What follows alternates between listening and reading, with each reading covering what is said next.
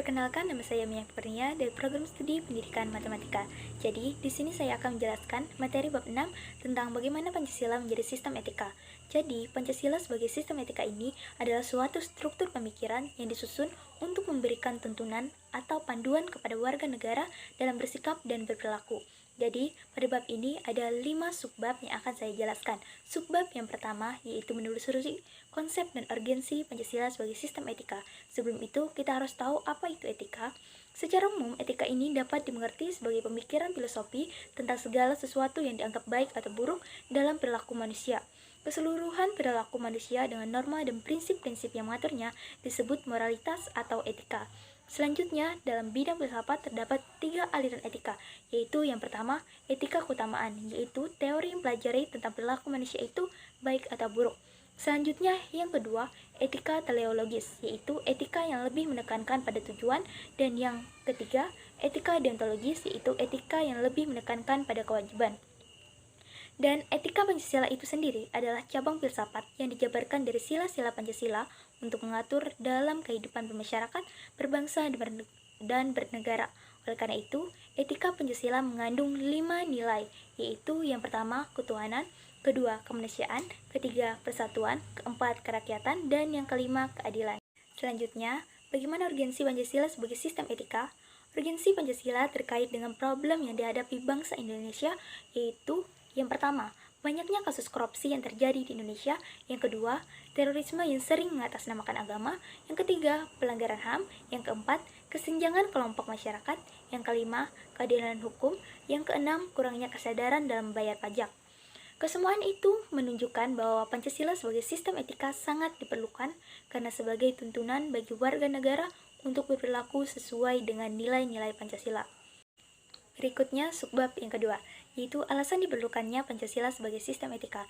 Adapun beberapa alasan diperlukannya Pancasila sebagai sistem etika dalam penyelenggaraan kehidupan bernegara di Indonesia, yaitu yang pertama, dekadensi moral yang melanda kehidupan masyarakat, terutama generasi muda, seperti penyalahgunaan narkoba, tawuran, rendahnya rasa hormat terhadap orang tua, dan lain sebagainya. Yang kedua, kasus korupsi yang masih merajalela di Indonesia yang dilakukan oleh penyelenggara negara. Yang ketiga, kurangnya kesadaran dalam pembayaran pajak. Yang keempat, pelanggaran HAM yang masih banyak terjadi seperti pembunuhan, penganiayaan, penelantaran anak, dan lain sebagainya.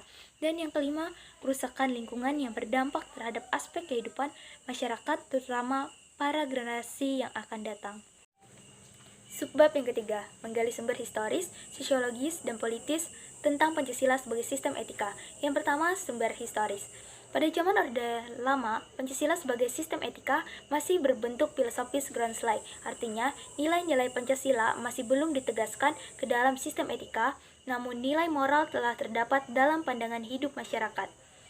Pada zaman Orde Baru, Pancasila sebagai sistem etika disosialisasikan melalui penataran P4 dan diinstitusionalkan ke dalam wadah BP7. Selanjutnya, dalam era reformasi, Pancasila sebagai sistem etika tenggelam oleh hiruk-pikuk perebutan kekuasaan yang menjurus pada pelanggaran etika politik. Pada masa inilah mulai munculnya kasus korupsi yang dilakukan oleh para penyelenggara negara. Selanjutnya yang kedua, sumber sosiologis. Sumber ini dapat ditemukan dalam kehidupan masyarakat dalam berbagai etnik di Indonesia. Dan yang ketiga, sumber politis. Sumber politis Pancasila sebagai sistem etika ini terdapat dalam norma dasar dan menjadi sumber penyusunan berbagai peraturan perundang-undangan di Indonesia. Berikutnya, subbab yang keempat, membangun argumen tentang dinamika dan tantangan Pancasila sebagai sistem etika. Adapun beberapa argumen tentang dinamika Pancasila sebagai sistem etika dalam penyelenggaraan pemerintahan di Indonesia ini dapat diuraikan ke dalam 3 bagian, yaitu yang pertama, pada zaman Orde Lama. Pada masa ini, tidak dapat dikatakan bahwa masa ini mengikuti sistem etika Pancasila. Bahkan, pihak Orde Baru menuding pemilihan pada zaman Orde Lama dianggap terlalu liberal, karena pemerintahan Soekarno menganut sistem demokrasi terpimpin yang cenderung otoriter. Dan yang kedua, pada zaman Orde Baru, sistem etika Pancasila diletakkan dalam bentuk penataran P4. Dan pada masa ini muncul konsep bahwa manusia Indonesia seutuhnya cerminan sebagai manusia yang berperilaku dan berakhlak sesuai dengan nilai-nilai Pancasila. Selanjutnya yang ketiga, pada era reformasi, Pancasila sebagai sistem etika tenggelam dalam euforia demokrasi. Namun, seiring berjalannya waktu, disadari bahwa demokrasi tanpa etika akan menjurus pada penyalahgunaan kekuasaan. Berikutnya, ada beberapa bentuk tantangan terhadap Pancasila sebagai sistem etika, yaitu yang pertama, tantangan pada Orde Lama, yaitu tantangan berupa sikap otoriter sebagaimana dalam sistem demokrasi terpimpin. Yang kedua, tantangan pada zaman Orde Baru, yaitu tantangan yang berkaitan dengan NKK, nepotisme, kolusi, dan korupsi. Dan yang ketiga, tantangan pada era reformasi, yaitu tantangan berupa euforia, kebebasan berpolitik, sehingga mengabaikan norma-norma moral. Subbab yang kelima, mendeskripsikan esensi dan urgensi Pancasila sebagai sistem etika. Hakikat Pancasila sebagai sistem etika ini terletak pada hal-hal berikut. Yang pertama, hakikat ketuhanan. Hakikat ini terletak pada keyakinan bangsa Indonesia bahwa Tuhan sebagai penjamin prinsip-prinsip moral.